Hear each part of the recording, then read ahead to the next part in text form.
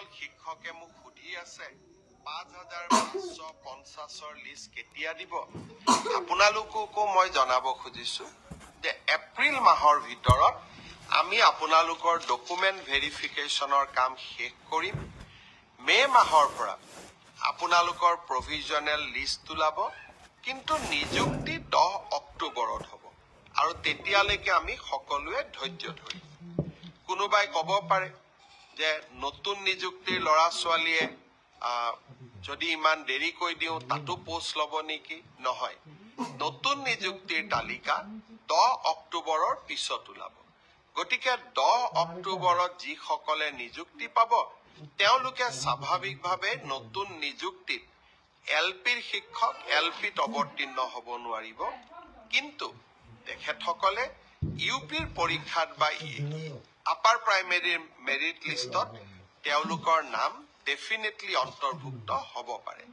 গতিকে মই সকলোকে ধৈৰ্য ধৰিব কলো গ্ৰেজুৱেট আৰু পোষ্ট গ্ৰেজুৱেট টিচাৰৰ ৰিজাল্ট মে মাহত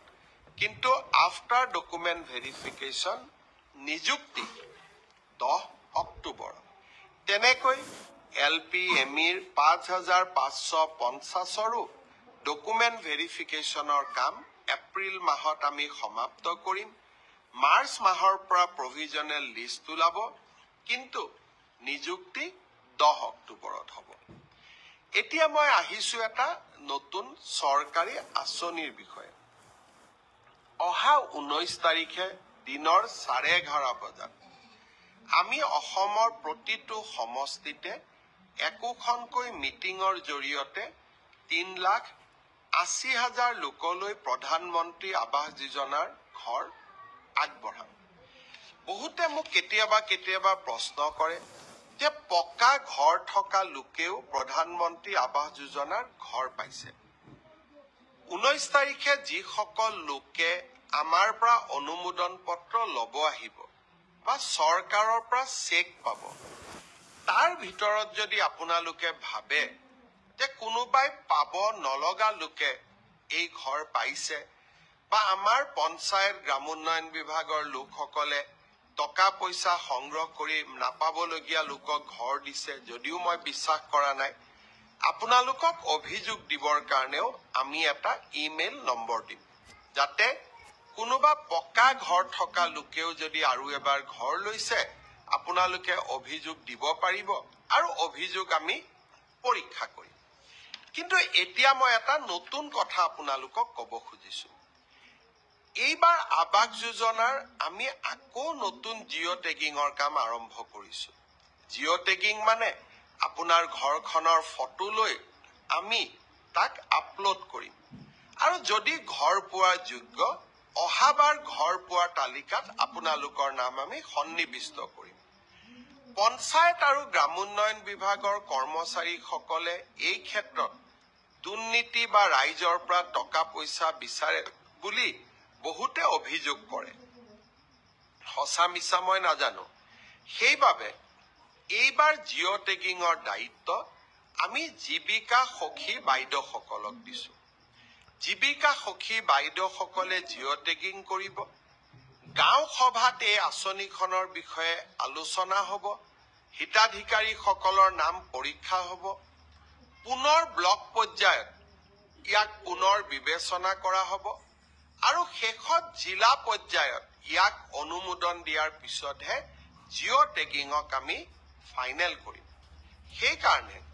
আপোনালোকে সকলোৱে জিঅ' টেগিঙত অংশগ্ৰহণ কৰক আৰু জীৱিকা সখী বাইদেউসকলক সহায় কৰক এইবাৰ আমি আৰু এটা নিয়ম ৰাখিছো কোনোবাই যদি ভাবে জীৱিকা সখী বাইদেউগৰাকীয়ে মোৰ ঘৰটো জিঅ' টেগিং নকৰিলে আমি সেলফ জিঅ' টেগিংও কৰিব পাৰো অৰ্থাৎ নিজৰ ঘৰটো আমি নিজেই জিঅ' টেগিং কৰি আমি দিব পাৰিম এই ধৰণৰ সেলফ জিঅ' টেগিঙৰ সুবিধা এটাও এইবাৰ আমি এই নতুন জিঅ' টেগিঙৰ সৈতে সন্নিবিষ্ট কৰিছো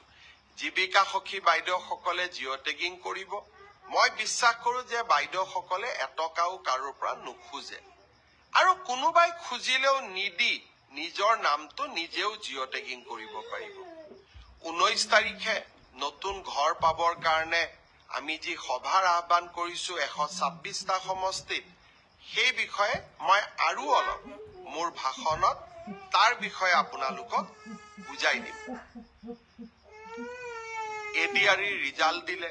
মই অত্যন্ত আনন্দিত যে তৃতীয় আৰু চতুৰ্থ শ্ৰেণীৰ ৰিজাল্ট দিয়াৰ পিছত সকলোৱে এটা কথা স্বীকাৰ কৰিছে যে এই ৰিজাল্ট মেৰিটৰ আধাৰত হৈছে, মেধাৰ ভিত্তিত হৈছে। আৰু সঁচাকৈ চৰকাৰী চাকৰি আমি মেধাৰ ভিত্তিত দিয়াৰ বাবে প্ৰতিশ্ৰুতিবদ্ধ। এতিয়া কোনোবাই মোক কৈছে, মামা কাট অফ নম্বৰ বহুত হ'ল। কাট অফ নম্বৰটো চৰকাৰে নিয়ন্ত্ৰণ নকৰে। যদি 3000 পোষ্ট থাকে, আমি 2জন কৰি বা 3জন কৰি উত্তীৰ্ণ প্ৰাৰ্থীক মাতো। 3000 পূৰণ 2, 3000 পূৰণ 3, 9000। মেৰিট মতে 9000 নম্বৰটো আহি যোৱাৰ লগে লগে 9000 নম্বৰ লাভ কৰা ব্যক্তিজনৰ যিটো নম্বৰ, সেইটোৱে কাট অফলৈকে ৰূপান্তৰিত হয়। কাট অফ কোনেও বনাই নিদিয়ে। কাট অফ ছাত্ৰ ছাত্ৰীসকলৰ পৰীক্ষাৰ ফলাফলে নিৰ্ণয় কৰে। কোনোবাই যদি ভাবে যে কাট অফ বেছি হৈছে, তাৰ মানে ইয়াকে বুজাব পাৰি যে সঁচাকৈয়ে এইবাৰ পৰীক্ষাৰ ফলাফল যোৱাবাৰতকৈ ভাল হৈছে।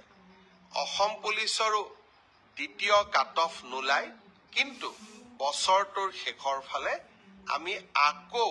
নতুন অসম পুলিচত খালী হৈ থকা পোষ্টসমূহ আমি এডভাৰটাইজ কৰিম। কোনোবাই যদি পোৱা নাই, হতাশ হ'ব নালাগে, দৌৰৰ প্ৰেক্টিচ অব্যাহত ৰাখিব লাগে। এডিআৰি পৰীক্ষাৰ প্ৰসংগতে মই উল্লেখ কৰিব খুজিছো যে এডিআৰিৰ 4ৰ্থ বৰ্গৰ পৰীক্ষাৰ বাবে এতিয়া এটা অৰেল টেষ্ট হ'ব। এই অৰেল টেষ্ট আমি জুন মাহত অনুষ্ঠিত কৰিম। লগে লগে এডিআৰিৰ 3য় বৰ্ষৰ পাছ কৰা ছাত্ৰ ছাত্ৰীসকল বা যুৱক যুৱতীসকলৰ বাবে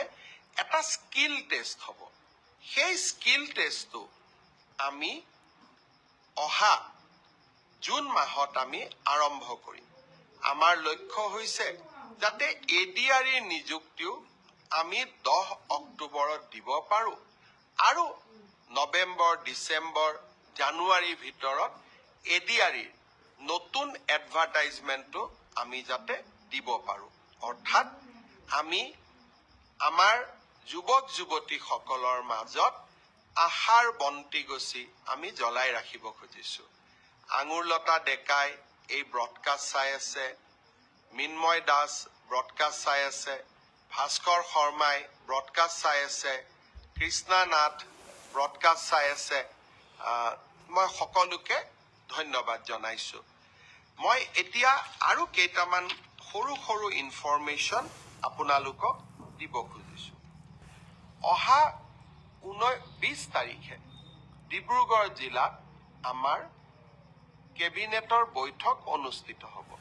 কাৰণ প্ৰত্যেক মাহত 4 দিন বা 3 দিন মই ডিব্ৰুগড়ত থাকো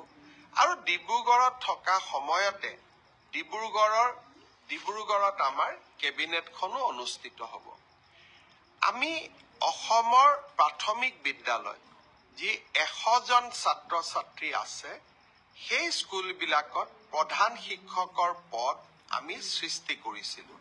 আৰু খুব কম সময়ৰ ভিতৰতে এই প্ৰধান শিক্ষক পদৰ নিযুক্তি হ'ব। চিন্তা কৰিছো যে 50জন প্ৰাথমিক বিদ্যালয়সমূহতো